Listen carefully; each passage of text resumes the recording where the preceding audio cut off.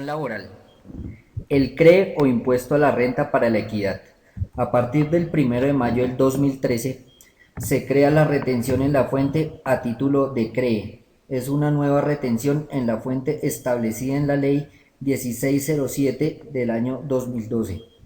El CRE o Impuesto a la Renta para la Equidad es un impuesto de carácter nacional.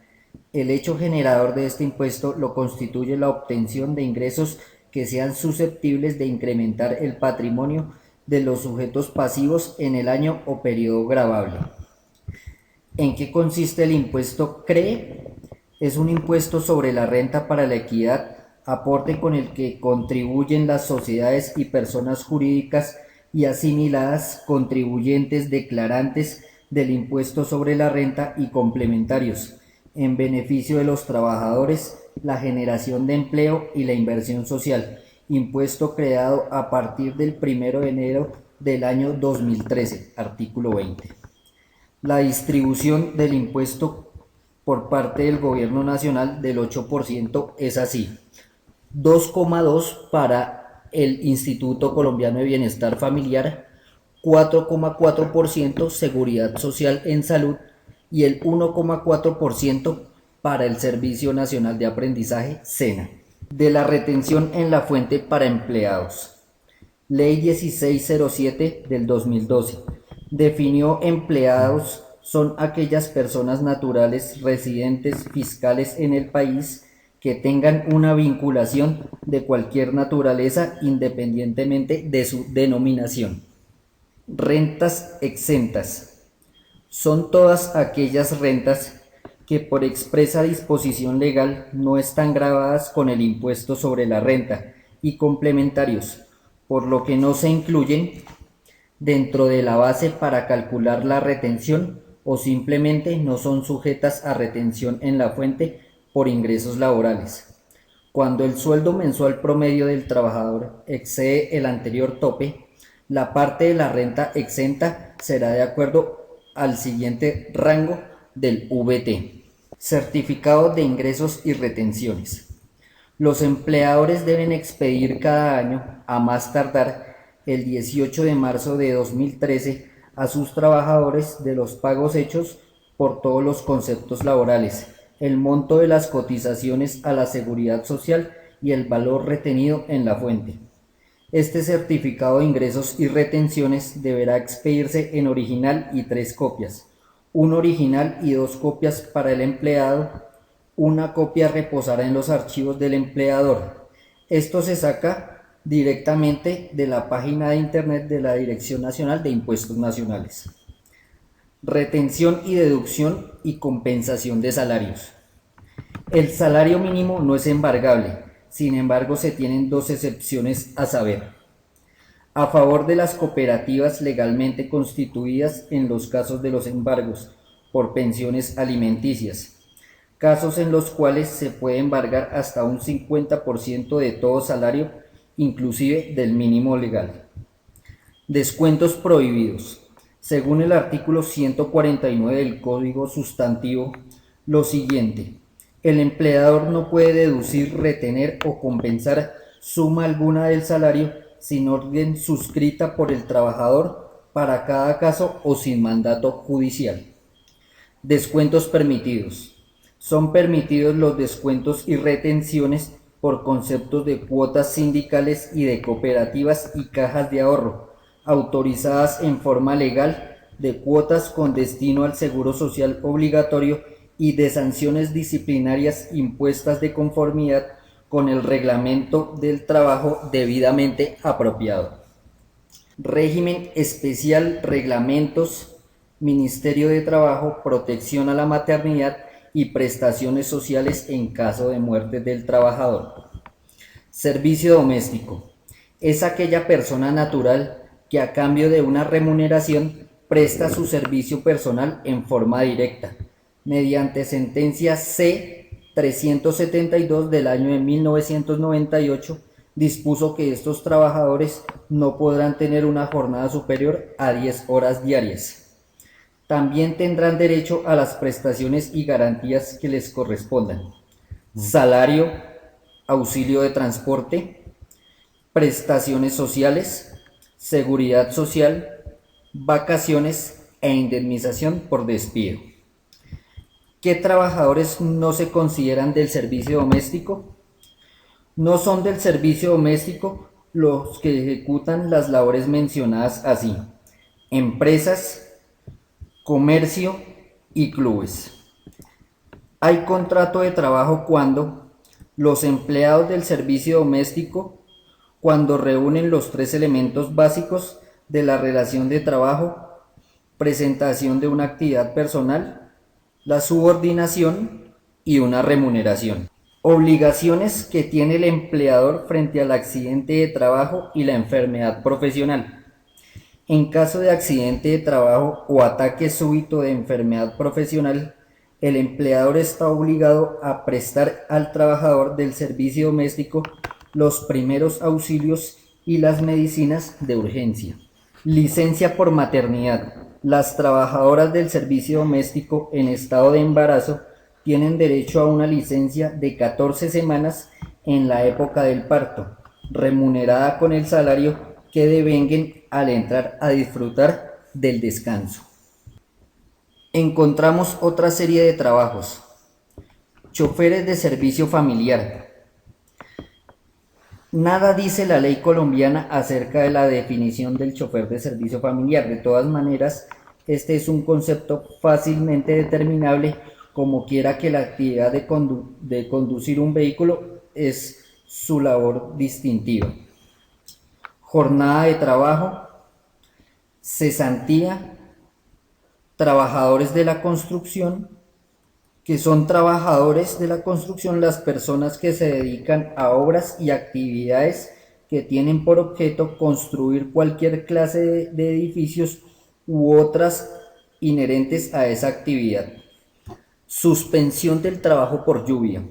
Debe suspenderse el trabajo a la intemperie en los eventos de la lluvia que implique peligro para la salud del trabajador.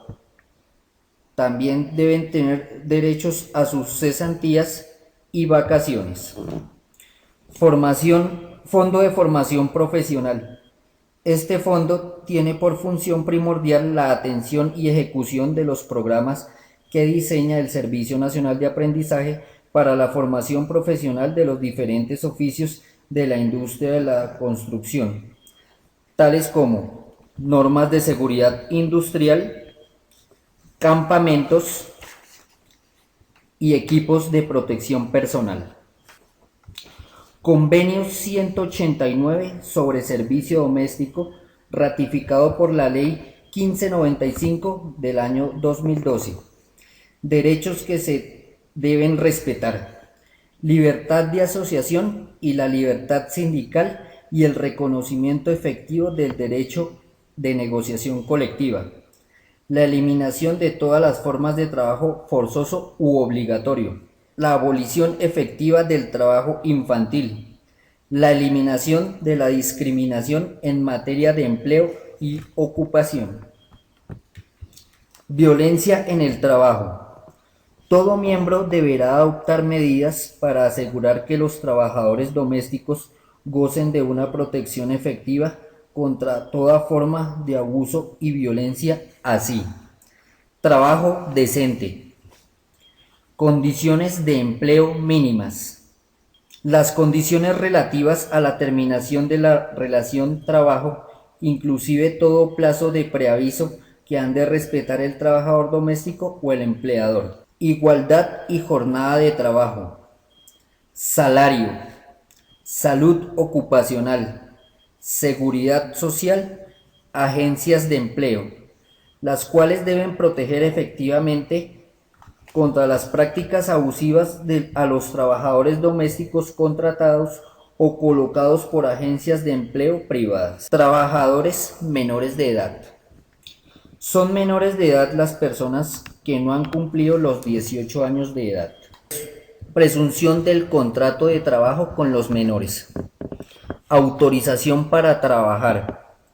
Autorización de trabajo para los adolescentes. Trabajos prohibidos para los menores. En actividades que sean nocivos para su salud e integridad física o psicológica, o los considerados como peores formas de trabajo infantil. Podrá trabajar los niños, niñas o adolescentes en las actividades que a continuación se relacionen: agricultura, ganadería, caza o silvicultura.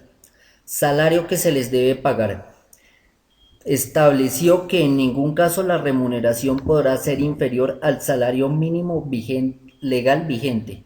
El menor tiene derecho a todas las prestaciones económicas y de salud que brinda el sistema de seguridad social. Adopción de reglamentos. Reglamento interno de trabajo. El reglamento interno de trabajo es el documento que las personas empleadoras redactan para explicar las obligaciones y derechos de todas las personas que trabajan en una empresa privada. Grandes beneficios con la aprobación de su RIT, las cuales son las siguientes: protección de la salud y seguridad del trabajo, programas de salud ocupacional, comité partidario de salud ocupacional, sanciones al empleador. Ministerio del Trabajo.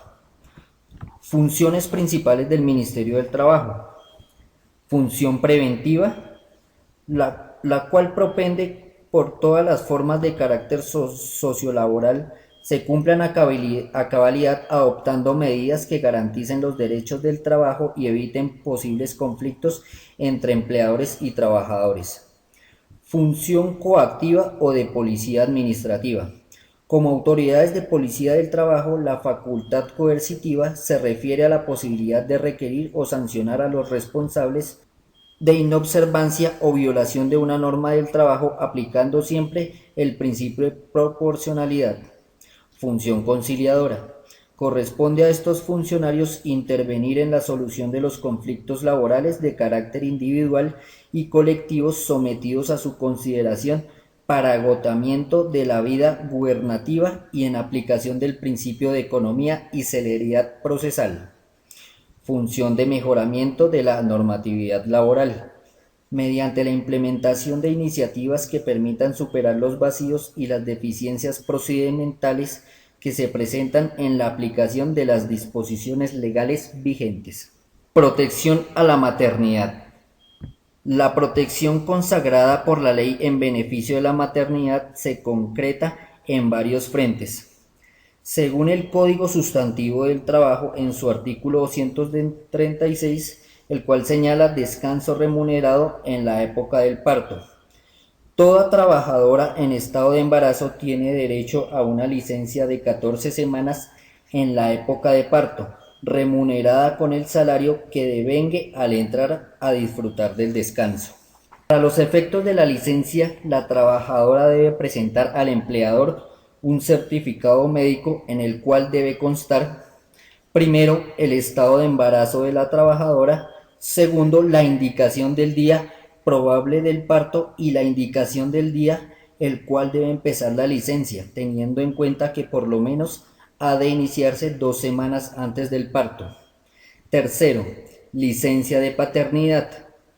Tomará 14 semanas de licencia a quien tiene derecho según la ley: el esposo o compañero permanente, independiente del vínculo legal o jurídico con la madre, tendrá derecho a 8 días hábiles de licencia remunerada de paternidad. Seguro de vida colectivo. Ampara a los trabajadores en relación de dependencia. El monto asegurado es el establecido por la Superintendencia de Seguros de la Nación. La cobertura que ofrece este seguro es: muerte incluyendo suicidio como hecho indemnizable sin limitación de ninguna especie. Prestación social en caso de muerte del trabajador. La muerte del trabajador, cualquiera que sea la causa del fallecimiento, origina para el empleador la obligación de pagar a sus familiares o beneficiarios los salarios y las prestaciones sociales que se hayan causado. Auxilio funerario. La persona que compruebe haber sufragado los gastos de entierro de un afiliado o pensionado tendrá derecho a percibir un auxilio funerario equivalente al último salario base de cotización.